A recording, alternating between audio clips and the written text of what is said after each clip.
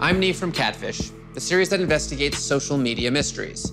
Tonight, the new series True Life Crime investigates the most harrowing true crime mysteries rocking headlines and social feeds. These victims were young. The crimes against them were shocking, and haunting questions remain. True Life Crime is here to expose the truth.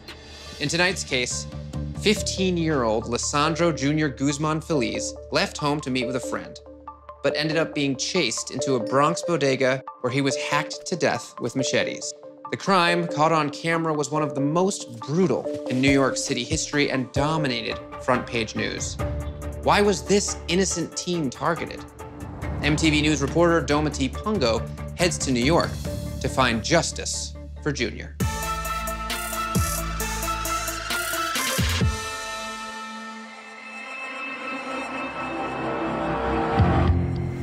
Wednesday around midnight outside a bodega, and 15-year-old Lesandro Guzman-Feliz had been violently stabbed to death by a group of men.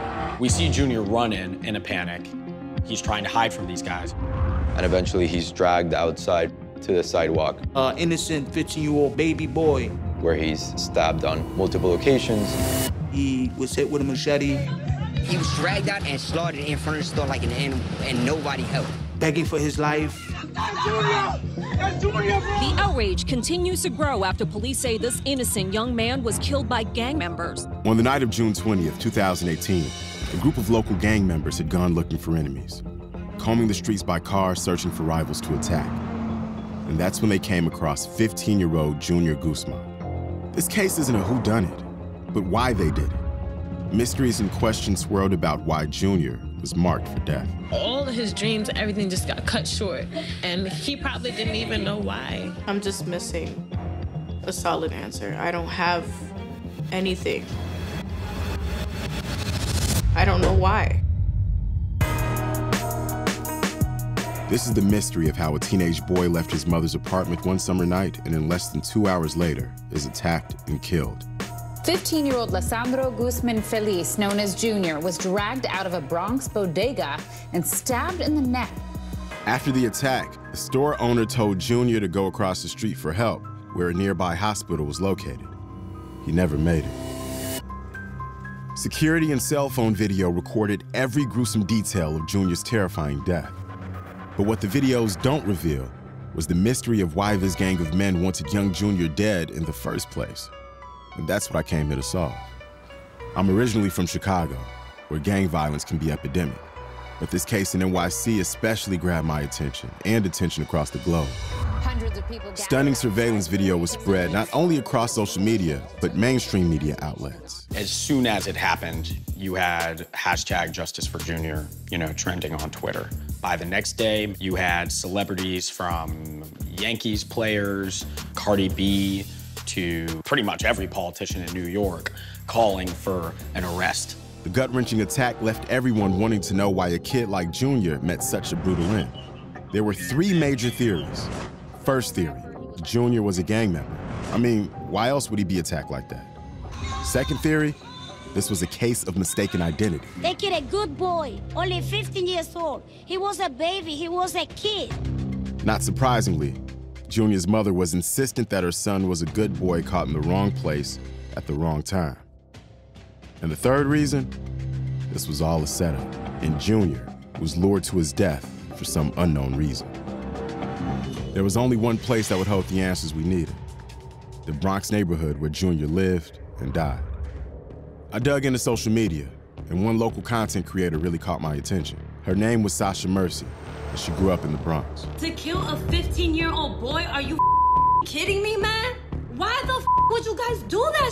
Why? Why? Not only were her stories filled with insider info, but she was intent on knowing the truth. On social, she channeled the outrage of an entire community. The hood mentality is trash. Loyalty to who, to what? Wake the up! Wake the up, yo! Wake the up! In telling this story, it was important I connected with somebody who knew the neighborhood frontwards and backwards. I thought it'd be dope to connect with Sasha Mercy. After I watched the video, I was really hurt by it. Just watching someone get killed so gruesomely affected me. So often when somebody dies in a Black or brown community, it's so easy for them to say, don't worry about it. You know, that's something that's separate and apart from what's going on in Middle America. With a story like Junior, it humanizes it. Like, everybody has a 15-year-old boy that loves to play video games, that reminds you of this kid, and then you see this happen. Yeah, it questions humanity. Like, where's our humanity? Where was your humanity? Where was everyone's humanity? One of the reasons I wanted to reach out to you is because a lot of this information is coming out on social media. How do you differentiate what's real from what's fake? I don't know, I'm trying to figure that out too. Yeah. It's just there's so many different stories. And hear that it was gang affiliations, right? And then you hear the other rumor. And then the news is just putting out all this information. It's a lot to unpack here.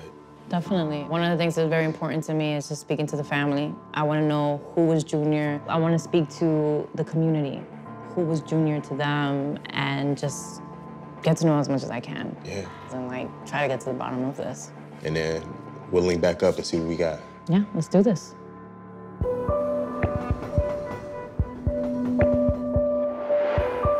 Sasha's on her way to meet with Junior's family.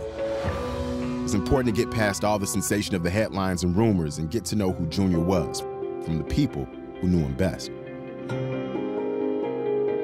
Who was Junior? Junior era mi niño, mi bebé.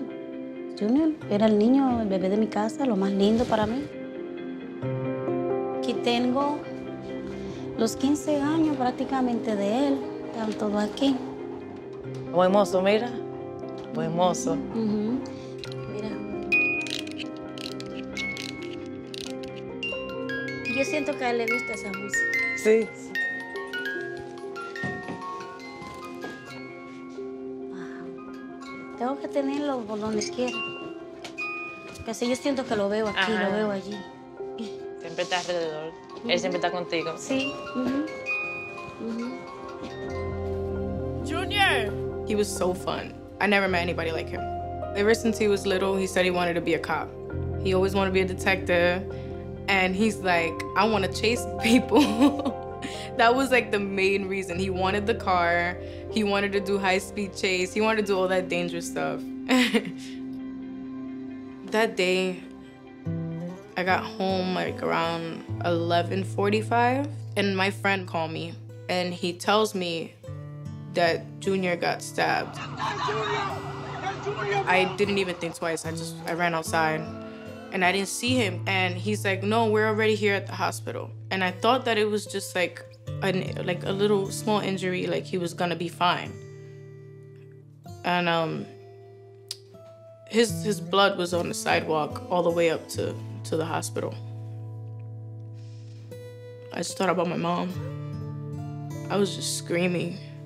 I screamed until I couldn't anymore. As the horror of Junior's death struck home, the mystery of why immediately came with it. We see what happens, but the biggest question is why it happened. And why were they so bloodthirsty to begin with? Why were they so dead set on getting Junior in particular? Cuando tú lo viste la última vez, que él te dijo. Esa noche Junior fue al cuarto, eran casi las 10 de la noche. Cuando me dijo, mami, chiquito, te dé 5 pesos, me mandó un mensaje. Entonces ese niño, yo siempre le daba 5 pesos cuando tenía hambre. Él lo sacó, bajó a la bodega, lo llevó.